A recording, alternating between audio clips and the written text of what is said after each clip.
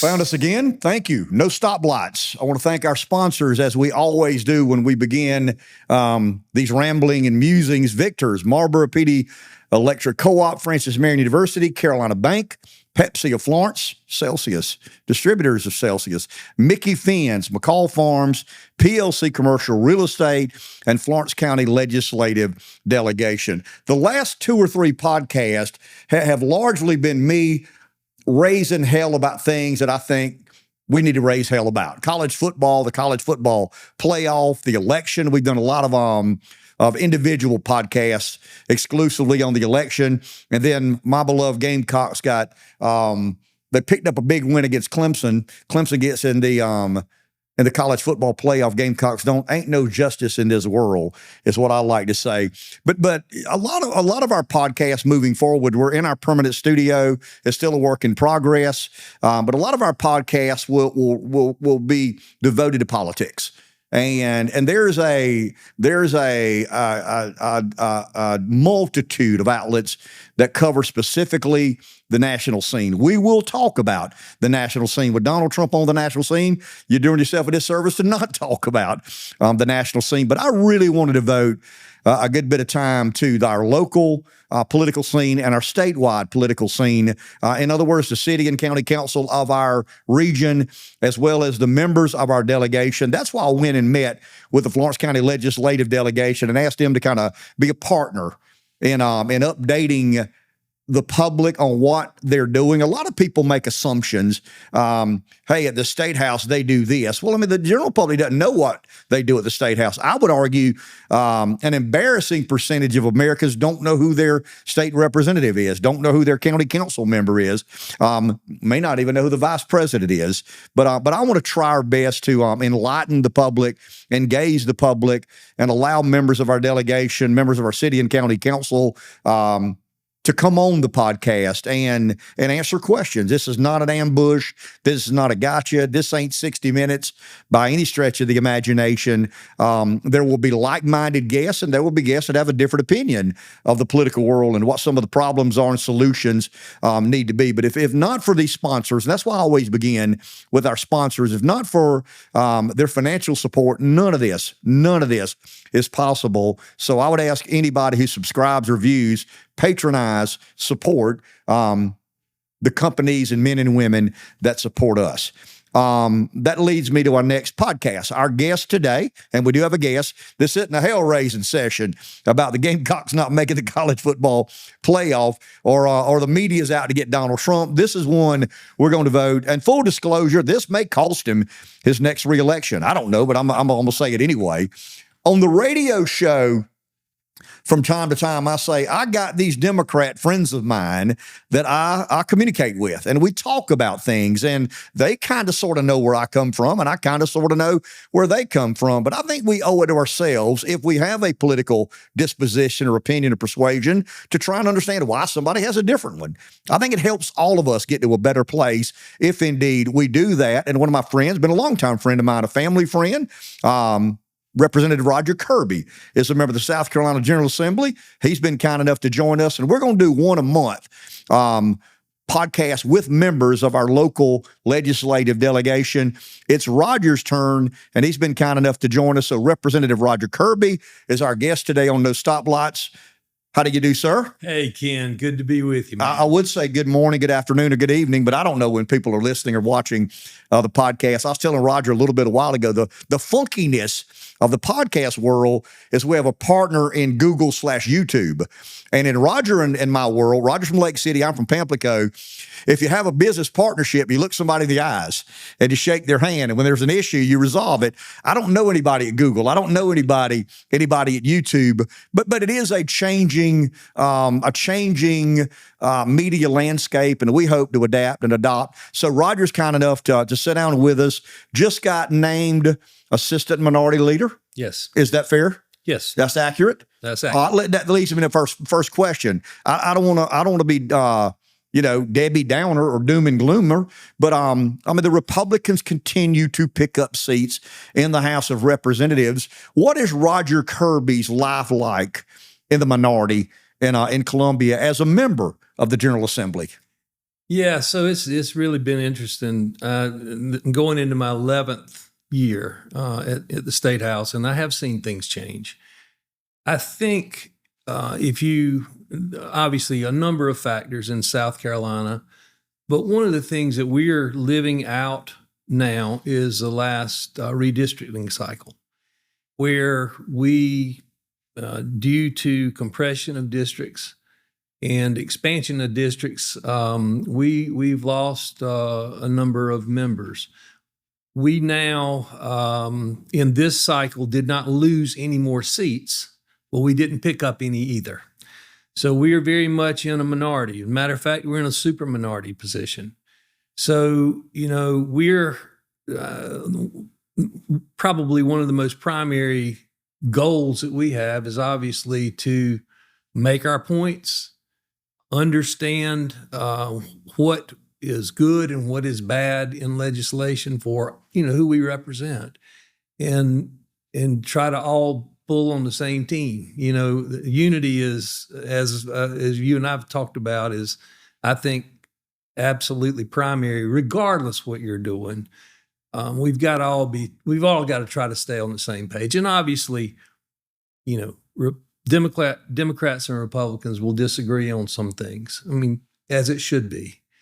And we'll have our say, and then we may or may not be able to effectuate a lot of change in the voting outcome. But I think it's important that we do verbalize our opinions on certain matters. Roger, Washington obviously is hyperpartisan. Yes. And it has become, I traffic in this, and I wish it weren't the case, but it is.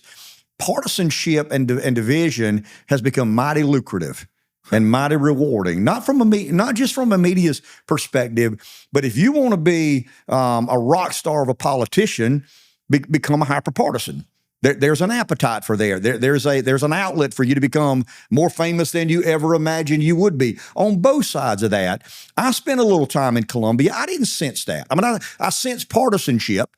Because you just said people fundamentally see the world in different ways, but I didn't see anybody trying to cut the knees out of anybody else to score political points or gain political favor. What can you tell the consuming public about partisanship in Columbia? Well, Ken, honestly, we're in a situation right now that I have not seen. We've got a group of Republicans who are far, they call themselves a Freedom Caucus. And quite frankly, Democrats and Republicans aren't fighting with each other. The fight, as it is right now, seems to be between the far, far right wing of the Republican Party and the rest of the Republican Party, who has the supermajority. So it's really kind of interesting. I'm hoping we can get back to where Democrats and Republicans are duking it out, but right now that's not where we are. And that's been a change. But otherwise, we still have in South Carolina, the whole idea of just having civilized debate is something the speaker, adheres to, and it's something we all appreciate as members. Because if you get into a situation where everybody's in there shouting, you're not going to get anything accomplished at all. The ratings thing, you're absolutely right. It seems that the only thing you see now on the news cycle are the ones who are the most outlandish or say the craziest things or just trying to be, hyperbolic or regardless what the issue is. And I'm just really thankful that that's not the case in South Carolina, and I hope it never gets to that point. Let's get to South Carolina. To me, one of the great struggles, and this is where you and I share a common belief, is the struggle of rural America. Absolutely. South Carolina is no different than that. You grew up in a rural place that offered hope and opportunity. I grew up in the same kind of place. I don't see the hope and optimism that you and I grew up experiencing. You were talking about some of the growth, and we've had a lot of growth in South Carolina, but the growth has not been in rural South Carolina. I'm kind of a limited government guy. I believe in a meritocracy, but I do look at what is fair around our state. That's near and dear to your heart. Absolutely. What can we do? What do we need to be thinking about in regards to the plight of rural South Carolina? So I think, we come up to, I guess, the first thing that kind of hits you in the face is when you drive out into the rural parts of the state are issues with employment opportunity, education opportunity, healthcare opportunity. Those are still persistent issues, and basic transportation needs. I mean, you can just go down the list, and we have not, through all of the success of the state, all of the economic development, all of the industrial development, all of the new announced projects, the trickle down has not happened, unfortunately, in some of our more rural sections of the state. I represent my district, my new district, I should say. It basically stretches from Lake City down south through Williamsburg County down into northeast Berkeley County. Well, when you cross the river here in Florence County, you're in rural part of Florence County. Pamplico, Johnsonville, Scranton, Atlanta. Well, Williamsburg County is like that as well. The entire county is rural, basically. Kingstree is the town, in effect. And, little town, well, Greeleyville's doing well, Lane's doing well on their own, but there's no economic development per se. The roads are in bad shape. You know what I mean? You just kind of go down the list. So we have got to, first of all, recognize as a state the needs and then address those by, working together with our urban areas, our more, economically sound, secure areas. We're going to have some way to, I'm not saying equalize things. Okay, but hold on to that. Because I think this is an interesting debate and conversation. How do you convince a limited government Republican who believes in conservative values and small government, stay out of the way?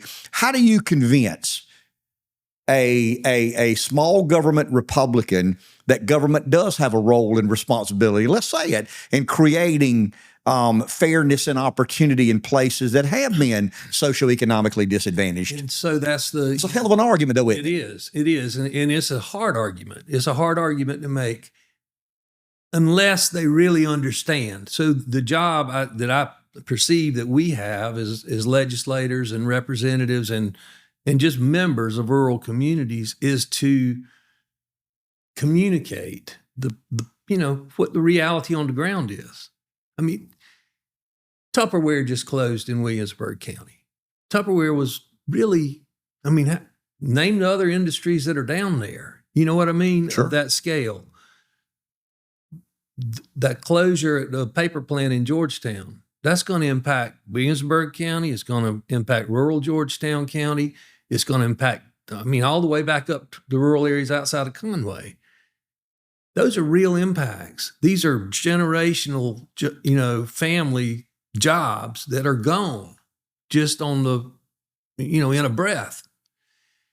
And there's nobody's jumping up at the front of the line to replace those. So, yeah, the state's going to have to do some things. We're going to have to really seriously consider how best to approach that, because if we don't, is that fair? Do you sense that there's an appetite to go down that road with Republicans, well, once again, who by definition are more conservative, more limited government? You and I have a mutual friend. I won't call his name. He's my former chief of staff. And we settled on he is more sympathetic to government than I am. We have some disagreements, but the crux of the argument was he had a little more faith and trust in government than I did.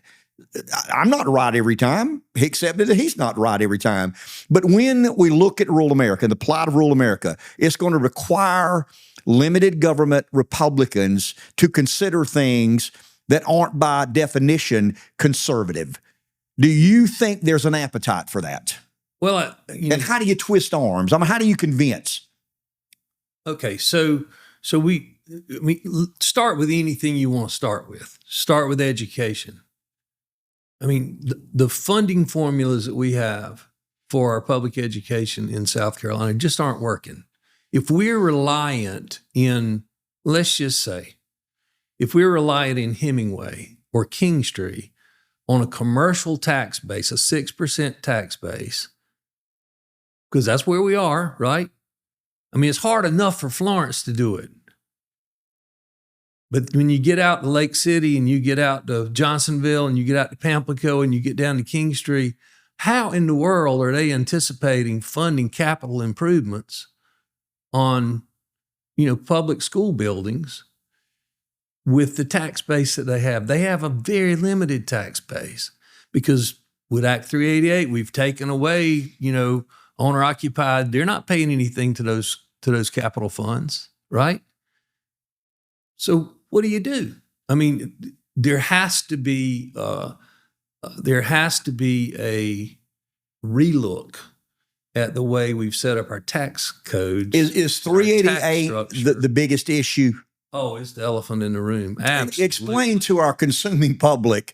You remember the General Assembly. I'm not. I mean, I'm well aware of 388, and I think it was bad when it was done, and I think it's even worse today. I understand the intent. You understand the intent, but the residuals were just so negative. Yeah, I think so. I think it's kind of like a lot of other things. Unintended consequence, right? So you see something that says, well, hey, we need to protect the widow who's living in an oceanfront house that's her house from the taxes going to where she can't afford it.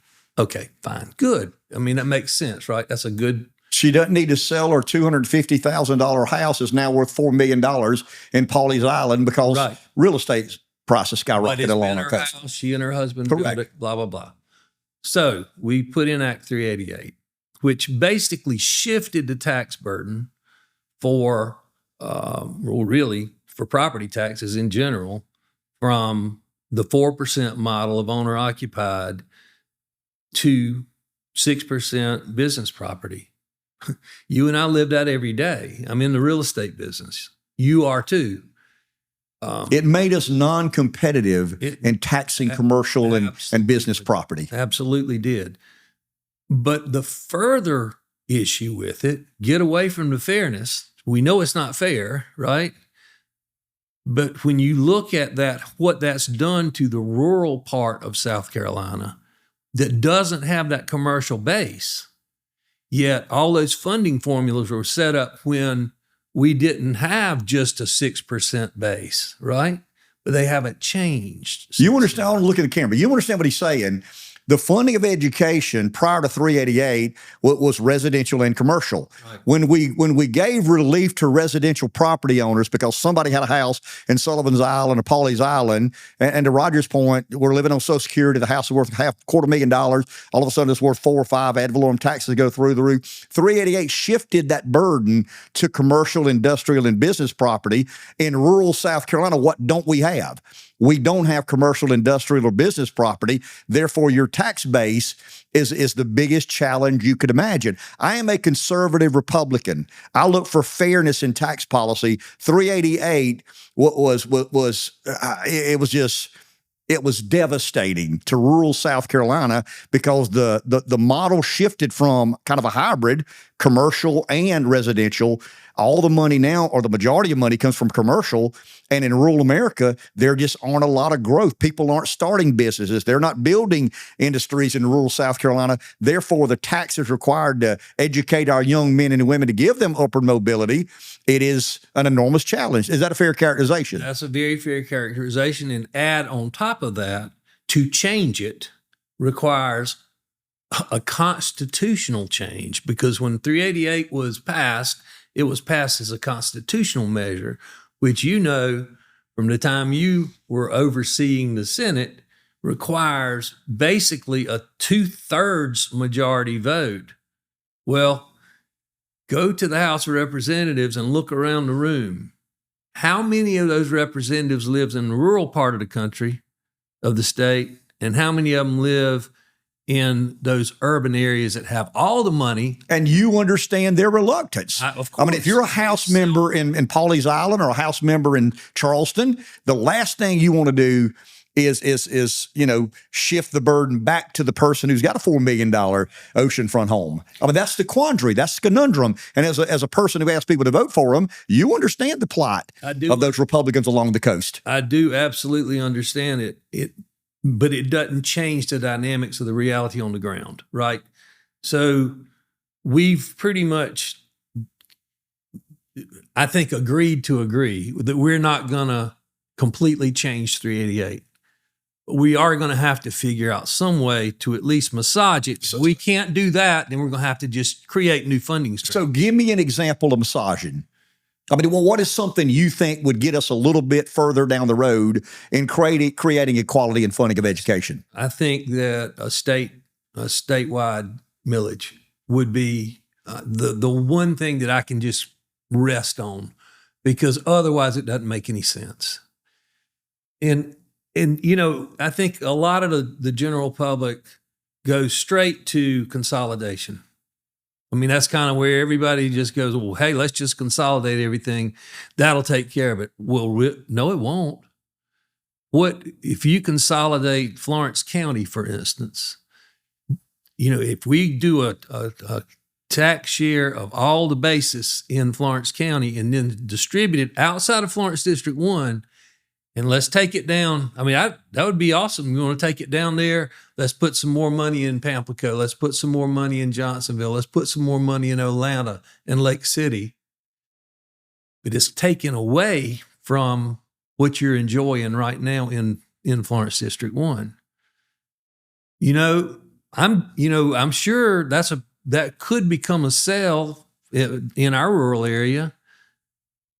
But how hard of a sell will that be up here? But in the argument, you and I are going to fix this right now. I'm going to declare myself. We got to get away from that's what I'm saying. It's the point with 388 is bigger than county solutions. But couldn't the argument be, if I were going to Republicans, if the Democrat caucus hired me to be a lobbyist and I went to the Republicans, my argument would be, the tax base in urban areas is much greater than the tax base in rural areas. But the parents of the kids going to these rural schools get in their car every day and drive to the urban area and participate in that economy by working at that plant.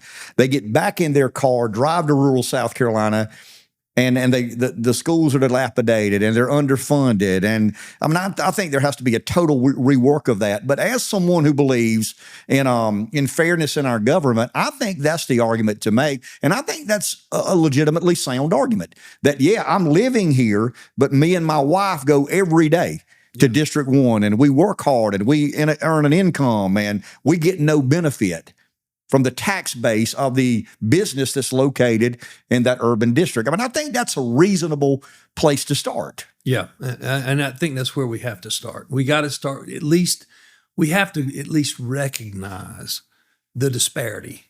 Before we can formulate any solution, there has to be an agreement that the disparity exists, because I think a lot of people don't even realize, how austere a lot of these rural districts are operating. Well, they didn't grow up where you and I grew up. Yeah. They've not seen the regression in some of these areas. Oh, that brings me to the next topic. You're a Democrat. I'm a Republican. The majority of our political life has been largely defined by race. The BVAP, the black voting age population, has largely said this is a lean Democrat. And I wish it weren't the case, but reality's reality, and that's where we find ourselves. There's a new phenomenon, Roger, happening now, and it's rural and urban. Yeah. If you look, and this is where you and I have had a lot of conversations. I've told Roger, and I mean this sincerely, I'm the only Republican that I've heard say this.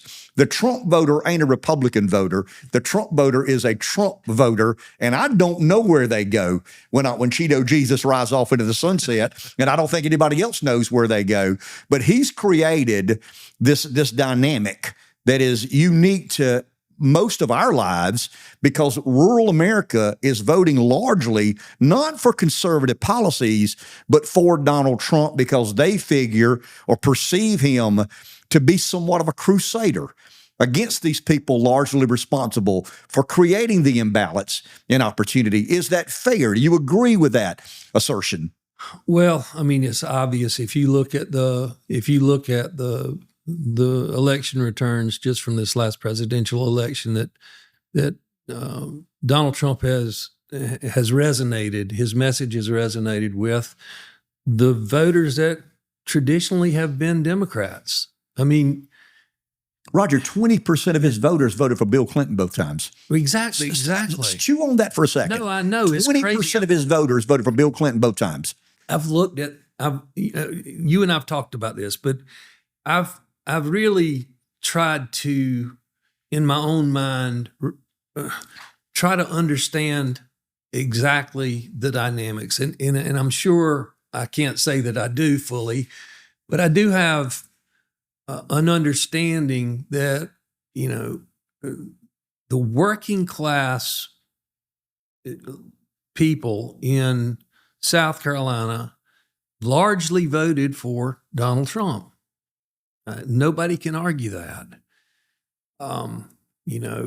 It's a situation that brings me pause because I know how hard, people like me work legislatively for the working class of our state. There's a disconnect, and the national political scene has, failed to properly communicate. I think, I've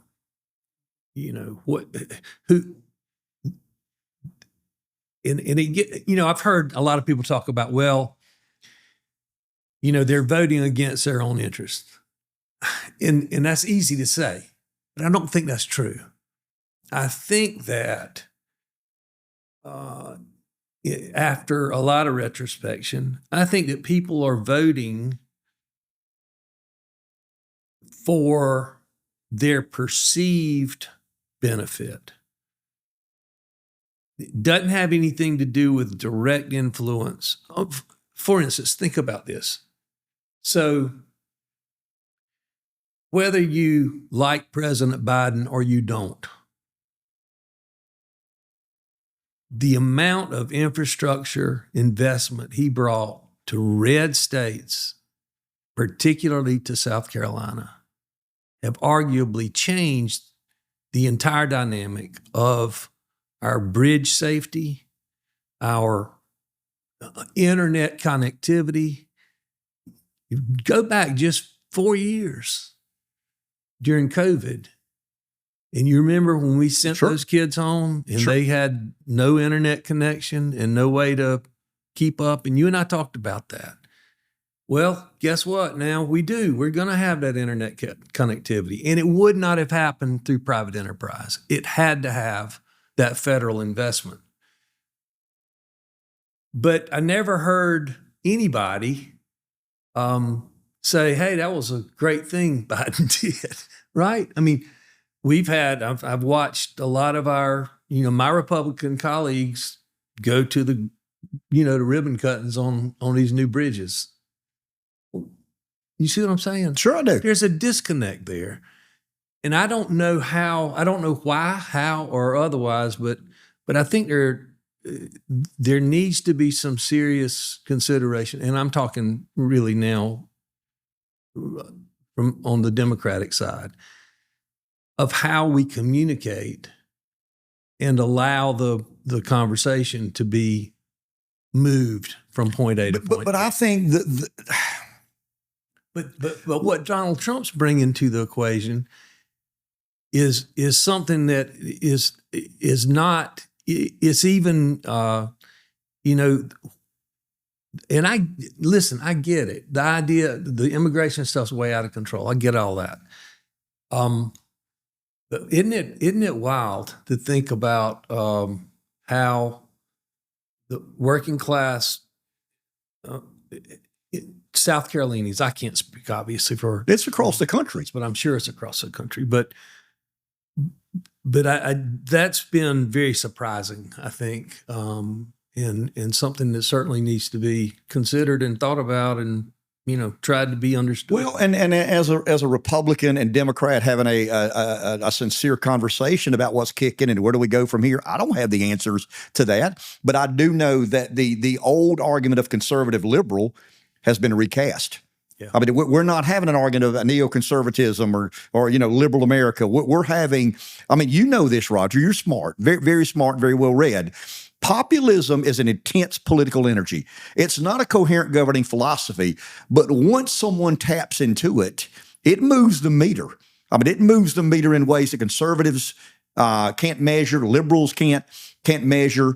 And the one thing that I've I guess counseled you about, because I keep up with Trump world and I think I understand Trump world, is I would give the Democrats some pretty good advice when I said, don't insult the Trump voter. Right. I mean, your opinion of Trump can be what your opinion of Trump is, and he is the biggest mixed bag of everything you can imagine, and I understand that. And as a Trump supporter, there are days that I scratch my head. Why did you say that?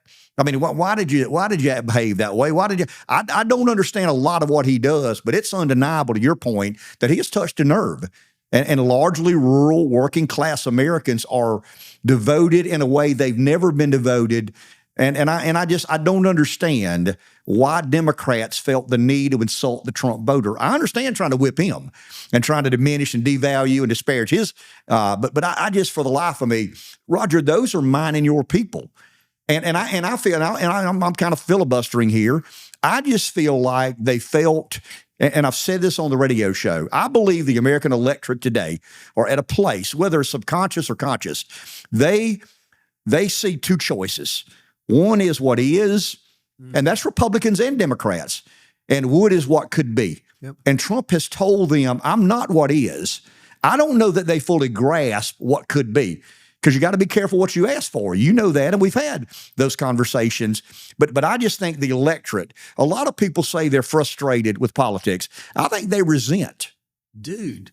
I think they resent both parties in a way that both parties don't like So to contemplate. there was a poll out last week, I think, last week or week before. 85% don't trust the government. That's those conservative radio show boys have driven that number. On, well, I mean, no. Let's stay here for just a second, because I'm going to get your take here. So when Bernie Sanders ran in 2016, I mean, Bernie's a self-avowed socialist. He doesn't deny that. Now, he would argue he's a democratic socialist, but he's a share the wealth, uber liberal senator from Vermont. I think he's an independent, but he caucuses with the Democrats. And on this side, you got Trump talking to largely right-wingers. Staunch 2A voters, staunch 1A voters. I mean, but Roger, when you listened to what they said, I've often said Trump's talking to the hayseeds, Bernie's talking to the hippies, but they said kind of sort of the same thing. The game is rigged and you're getting left out. And it resonated, and it still resonates. I don't think anybody can argue that, Ken. I mean, but think about this, man. We're living in a time where we've gone through this global inflation issue. It's been horrible for working class people. It's been horrible for a lot of people. Inflation, right? So then you've got, and this blows my mind, but if you look at the corporate wealth across the board, you name it. I mean, how many new millionaires, billionaires, the corporate level of profits just in the past 2 years, from insurance companies to, wealth managing. I mean, it's unbelievable. And yet the balance of the population that's not in that top 1% or 2% or what I mean, you've seen the numbers. 1% have as much wealth as the bottom 95%. Come on, man. How do we get there? And I think that's where Trump voters line up with Democrats. I think Trump voters, once again, they don't read the Wall Street Journal. They don't subscribe to the National Review. They look at income inequality in a very real way. I said about 6 or 8 years ago on the radio, and Dave Becker remembers me saying this because he looked at me after we had that segment and said, what are you talking about? The Republicans have to be concerned about income inequality. That's what you're talking about. How much percentage of our wealth does corporate America have, and shareholder returns of hedge funds? And, Roger, I was trained to hate the Russians and worship at the altar of capitalism. I grew up in the neocon era just like you did. Reagan had a big influence on all of us, whether we're Republicans or Democrats. And capitalism is simply an economic theory. And there has to be some guardrails. And there has to be, I don't want to say sharing of the wealth because people will think I've jumped off the deep end, but there has to be some consideration when so few have so much of our nation's wealth. If we're all in this thing together like we profess, all of us should be concerned about that. I could not agree more. End of the day, everybody, what do they want? They want some stability, some security, and opportunity, right? I mean, you could just say that about, I don't care who you are. That's what you want. That's what you want from your government. That's what you want from your daily life, right?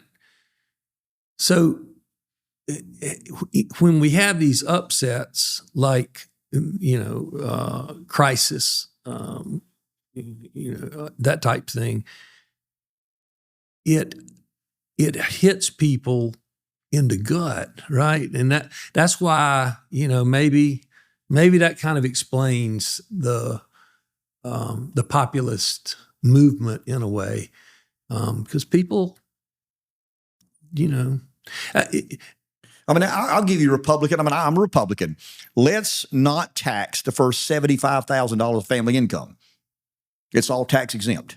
The two parties can agree. I think the thoughtful people in both parties understand that it's unhealthy for a nation when a small percentage has an enormous percentage of our country's wealth. Right. Conservatives better be careful. Liberals better be careful. That here come the pitchforks. If you aren't careful, and my argument has always been, Roger, and you've heard me say this, that as long as those who are amassing a higher and higher percentage of our nation's wealth, if they convince Republican Ken that Democrat Roger's the bad guy, and they can convince Democrat Roger that Republican Ken's the bad guy, then nobody's pointing a finger at the true culprits and the bandits in all of this. And I think government, this goes to my fear of government, it does a lousy job in allocating resources. And that's kind of what at the federal level, not the state level. You guys don't do that, and we're chasing rabbits now. I just think that's a place where Republicans and Democrats can agree that we've got to address in some way, shape, or form, and we got to be concerned about these few companies and people and industries having so much of our nation's wealth. Yeah, income inequality is a real thing, and it seems to have just gone on steroids just in the past. It's been an issue for a while, but it's gotten to a critical mass. Well, the Fed has pumped so much liquidity into the economy. And all of that's come straight back into the top. Bingo. I'll guarantee you 90 cents of every dollar they pumped in is sitting in some... It doesn't end up in Lake City and Pamplico. I can assure. I don't know where it goes, but it damn sure doesn't go to Lake City or Pamplico. Speaking of Lake City, you folks have had, I don't want to say you're recession proof, but you've got a lady who went off and enjoyed a lot of financial success, has come back home. How many years ago? Darla moved back home. It's probably been 20 now. Yeah, 20 years ago. I thought it was a little bit crazy when she started down that road, but I give the lady all the credit in the world for putting her money where her mouth is. I guess I'm envious that Pamplico doesn't have a Darla Moore, but talk a little bit about not your relationship with Darla, but how important Darla Moore's been to the Lake City Renaissance. Well, it's been incredible. Lake City, I've always thought of Lake City as just being a special place. Obviously, I'm from there. But it's been really incredible to see the art fields move, kind of thing getting off the ground. And now, we're 11, 12 years in and it's killing it. It's just great. And 30,000 people coming to town. It's a wonderful festival. And then the revitalization of downtown. It's brought in new investment outside of the foundation investment. And so we've actually got a small town that's working right now. You know, we got businesses that are on Main Street. We got restaurants. It's incredible. Gift shops, bridal shop. We got 2 bridal shops in Lake City. My niece just opened one over on Saul Street. Beautiful. You know, so that's been so exciting. And for the first time, Ken, since I think my group came through, our kids are coming home. They're coming home to live and raise their kids. We had 40 kids in the nursery at our church last week. Think about that, man. I mean, that's big. That's big. That's a big change. That's an anomaly. It is. And you're fortunate enough to participate and be a part of that. Okay, so let's stay in that lane for a second, because my concern, and I've talked a lot about to Jay and Philip and Mike when they come on the radio show Friday morning. There was, I think it's the Griggs case. Anyway, the U.S. Supreme Court basically said that South Carolina's Constitution was in violation of one man, one law, or one man, one vote. And out of that came the abolishment of one senator per county. And you've talked about all the growth, the lack of growth in rural, the tremendous growth along our coast in York County and in Greenville. Here's my concern, Roger. I want to get your take on this. By the year 2032, you could have 65% of our South Carolina state senators from 25% of its counties. You were talking about income inequality. I'm talking about legislative inequality. That's not good for the state, but the Supreme Court has spoken loudly and clearly that you can't do it the way you did it. Or do you toy with that? Do you struggle with that? What are some answers that you think we can come up with? So, I don't know the answers, honestly. All I know is the same thing is going to happen in the House. Florence County, for instance, we've enjoyed, I've been in this Florence delegation since I was elected. We've had 4 to 5 House members the whole time. We've had previously, we had 4 senators in this district. Right? Kevin Johnson was here. You had, of course, Kent, Ronnie Sabb, and now Mike. Well, Kevin Johnson's no longer in Florence County. Ronnie has got just a little piece right there around Lake City, Senator Sabb. And Senator Williams has, a section of Pamplico area. With the population growth the way it's going, chances are pretty good we're going to lose representation after this next census in Florence County. So yes, an issue, and in particularly that exacerbates the other issues we were talking about previously about getting support for rural initiatives, because all of a sudden you don't have 40 members, you got 20. You know what I mean? So yeah, that's a major concern, and I don't know how you do a workaround. Do we need? I'm gonna be controversial here, and you'll dodge it if you want to dodge it. You'll answer if you want to answer it. Is it time to consider giving the governor more influence over the state? I mean, if we've got obviously, if you're a senator from Horry County, you're loyal to the voters of Horry County. I get that. No matter what anybody says, Roger, the one thing politicians like to do is get reelected. Yeah, I did. You do. Everybody does. So I think you can. I mean, when you tell the public anything other than that, I think they laugh under their breath at you. But if you've got a senator in Oregon and a senator in Charleston, a senator in Greenville, a senator in York, their obligation isn't to rule South Carolina. Is it time to have a chief executive officer with a little more yank that can go in and lean on the General Assembly and convince them, hey, this is in the best interest of the state? I understand that in the most selfish way, you'd rather do it that way, but here's what I want to do for the betterment of all of South Carolina. Fair question, fair argument. Fair argument. I don't know exactly how I'd feel about that, quite frankly. I simply because I still think that having the number of different opinions out there of different regionalization, that kind of thing. I like having a strong legislature. Because you in the legislature. I get it. Well, I mean, maybe so. I don't know, but seriously, seriously, I'm candid with the public. Obviously, if you need to get to swallow that water, go ahead. I mean, obviously, being candid and authentic to the public, it's rewarding today. Trump proves that. I mean, he says whatever comes to his mind, and I think he's rewarded because, however controversial it may be, is what he believes.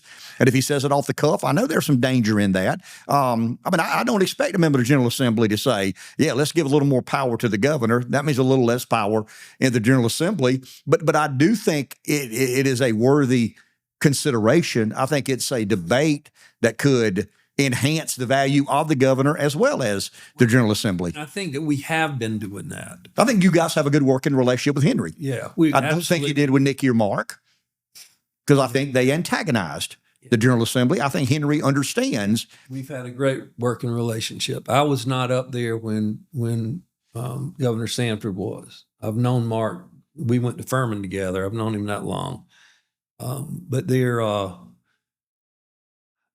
don't, we have ceded more power to the governor through cabinet appointments, recently. I would have to really think about that pretty hard as far as allowing the governor to really be like a commander-in-chief kind of. Fair enough. But I get that. I mean, I think that's a fair debate. If Henry's going to be in it, or somebody like him will replace him. Get another Mark or Micky who have ambition and the next rung on the ladder. I want to stay in the in the lane of the states growing like crazy. I mean, the state sat at about 3.5 million people. It went to 4, 4.5, 5, 5.5. It seemed like we woke up one day and we're 5.5 million people. I think we're headed to 6.5 or 7 or even 7.5. One of the fastest growing states in America. Energy concerns me. Yes. I mean, I talk to people in the know. MPD Electric Cooperative, one of our sponsors, they are an instrumental and probably, Roger, as vital a player in mining your economic development life as anybody we deal with. It goes back to the great Lake City native Toy Nettles and how instrumental he was and what Marlboro PD Electric, formerly PD, now they've merged with Marlboro, and out of that came this big energy company. But are you concerned that we don't have clarity in what we need to do to create the energy grid to accommodate the growth that you and I both hope happens? We are very much so. Energy is probably one of the biggest items on our, on our to-do list that has to be done. It's not optional. We've got to do something. What does Roger Kirby think we need to make as a priority when it comes to the energy grid? So we've got to get, obviously, baseload. We've got to have some more baseload production.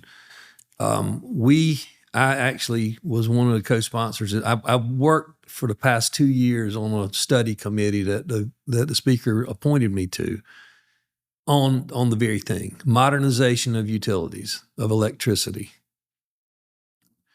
With the new industrial developments that have been announced, with the scheduled closing of some of our coal facilities. We have several state-owned coal facilities that have been slated for closure. This is not over. This is not like last year.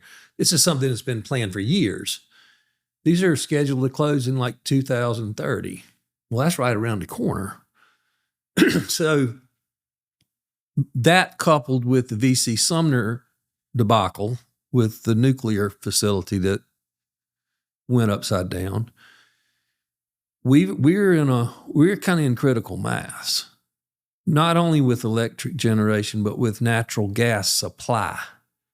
Our whole northeast region up here where we are, we've got to have some more gas. We got to have some more access to natural gas. One of the things that we recommended that came out of our study, we actually this year proposed it. It's sitting in the Senate now. They're working with it to build a new gas-fired generation station down at Kennedy's.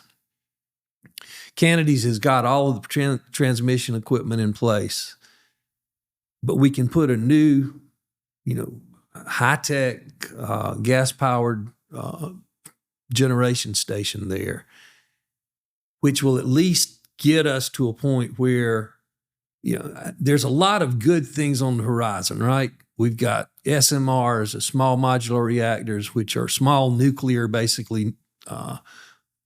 These things will fit on a football field. That's how small they are. It's similar technology to what you would have seen in the old nuclear subs 50 years ago. It's just on a much grander scale. But that's not quite ready for prime time. Solar is still, there's been a tremendous amount of solar development that will continue. Solar is economic right now.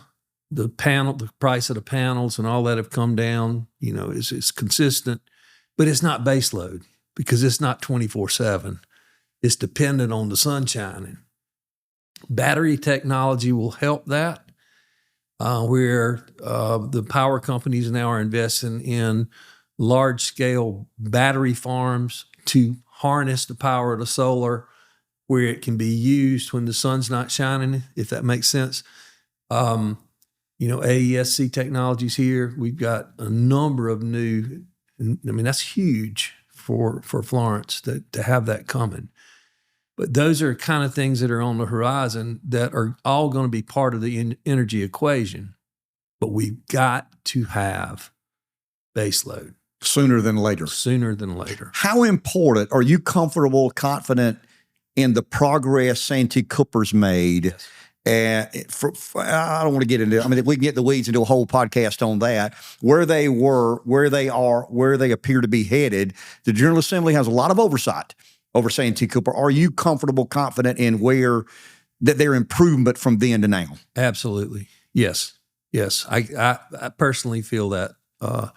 As a matter of fact, this Kennedy's proposal would be another joint venture between Dominion, obviously the gas provider, and Santee Cooper.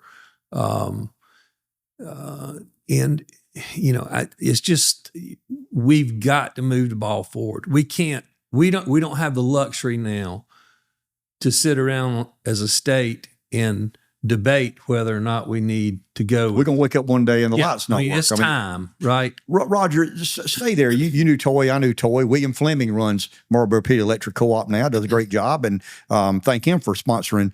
But how important are the co-ops as we address the energy needs moving forward? Exceptionally important. The co-ops still are our primary provider to all of our rural areas, and they've all been involved, like you referenced before. They've been involved in economic development. In economic development. So, the co-ops play a vital role, and they are incredible partners for the state in terms of investment, in terms of actually the transportation of the power. Putting, power lines, co-ops put those up too, right? And we've got to have that. It's going to be interesting. I know that there's a lot of mixed emotions about, the EV industry and all that type thing. But Ken, I truly believe that is going to be our future. See, I'm a Republican that says EVs are our future, but you can't do it in a day. It's going to be a generational process. The problem I had with Biden is I thought they tried to do in 10 years what I think will take 25 or 30 years. The investment it's a global thing, right? You're seeing this. This isn't something that is just here. This technology is going on everywhere. And I'm hopeful that the United States will find itself in a position where we can be a leader and not, be pulling up the rear of the pack. But we'll see how that happens. Last question I want to cover with you. This is kind of talking about a team. One of our, I told you our sponsors and Florence County Legislative Delegation, one of our sponsors. I met with you guys and came up with the idea of, hey, let's do a podcast a month and let's invite the public and let's engage the public. We're starting down that road. What is it like to be a member of the legislative delegation? How important is it that you guys not speak as one, because you all have opinions, and I don't expect you to all speak as one, but how important is it to have some degree of camaraderie within the legislative delegation? It's absolutely vital. I mean, none of us can do our job on our own. None of us can do our job on our own. We all need our mutual support from each other, because there's going to be some issues that, Philip may have the expertise in, or Jay may have the expertise in, or whatever, Terry, you know what I mean? Everybody's got their own strengths. But when we are working cohesively as a unit, that's one thing that we've had, why we've had so many successes legislatively as a delegation, is because we are together relative to some other counties that are much larger than us, that are constantly infighting. You're not getting anything done. And it's normally not Democrats fighting with Republicans. No. This it's is not. We're not Republicans talking about arguing with politics now. We're just talking about doing the work. Forget the politics. We're talking about doing the work. And that's important that you guys work together. What led you down the road of wanting to be in politics? I had an interest in it back. Your dad did. My dad did, and I was involved with County Transportation Commission. I did that like 16 years, and Planning Commission for like 16 years. You remember, you were on county council back then, and Lester Branham, and of course Yancey McGill was always a good friend, still is, and Senator Leatherman. Senator Leatherman was a mentor to me, and I miss him. But when Lester decided to retire, I remember he called me. He said, "You think you're ready to do it?" And I said, "Let me talk to my wife." Get permission. Yeah, but that's kind of how it happened, and I'm so thankful for all of those people who came, kind of cut the path for me in a way, and helped me along the way, because it's been a blessing, man. Senator Sabb and I were talking. It's not all fun and games, that. I mean, it's a lot of work, and it's a lot of, it's a pain in the ass. It's a lot of time. But we were at week before last. He and I were able to secure, with the help of our colleagues, funding for a VA Veterans Administration facility, housed with mental health facility, housed with drug and alcohol facility in Williamsburg County. It had been 15 years since the veterans had a place to meet. And Ken, I'm telling you, when we did that presentation and looked at that beautiful facility that's going to be redone, we were sitting out there, and I was looking out across the audience, veterans out there, all of these great men who, just did great things for our country. And we had mental health people there. And I told Ronnie, I said, something, right now today makes it all worthwhile, doesn't it? You know what I mean? When you can get that sense of really helping people where they are, that makes it all worthwhile. It does make it worthwhile. I appreciate your time. Oh, thank you. And he'll probably want this edited.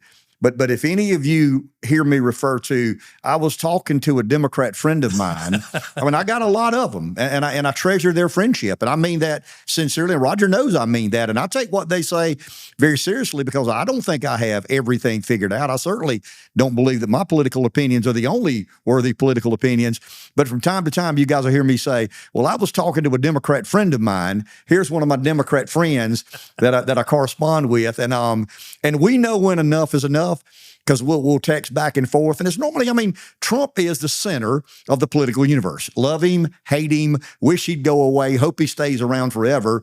There's something kicking there that we all need to be paying attention to and aware of. And I'm not saying that he's the solution moving forward, but he's the crux of the matter right now. And the way we get America to a better place is if Republicans and Democrats try to work together to kind of get the ball down the road a little bit. It's the art of politics. He talking about Yancey McGill. My good friend Robin Talon told me early in my political life, politics is the art of the achievable. And if you want to shoot for the impossible, you'll beat your head against a wall for as long as you're in it. But Roger's one of the guys, one of the good guys, and I mean that sincerely. And I treasure his friendship. I knew his family, have known his family for a long, long time. And I'm honored that he would sit down with us for probably longer than he imagined. He's hungry, and I'm hungry, and I'm amped up with his Celsius. I'm looking through the window at Dave Baker. But Roger, before we get out of here, I want to thank our sponsors again, because I think, it's important that who's helping us kind of go down this road together. Florence County Legislative Delegation is our latest addition to our roster of sponsors. PLC Commercial Real Estate. You're in real estate. You know those guys. McCall Farms. Oh, yeah. You know those guys. Micky Finn's. You know Rick. Pepsi of Florence. Les Ward and the group out at Pepsi have been very gracious. The Beasleys and Falcons at Carolina Bank, Dr. Fred Carter at Francis Marion University. We talked about MPD Electric Co-op, and we're actually in a building owned by Tim Norwood, who is the proprietor of Victor's. I want to try to run down somebody at MPD Electric Co-op and get them to sit down and kind of talk energy from their perspective. That would be awesome. It's interesting to hear your take, and I have an opinion, but I'd love to hear somebody running a co-op and where they see the biggest issues and challenges and where they think we need to head. Thank you, my friend. Thank you. This has really been fun. It has been fun. I appreciate the opportunity. And I should have offered you a Celsius, but all you got was a life water. Thank you for joining us. Subscribe, like, view. Once again, our partner is this mystical entity called Google, and we're at the mercy of whatever they decide. Algorithms is something I've learned about that I knew nothing about, but maybe the algorithm doesn't pick up something that Roger says and put us in internet jail.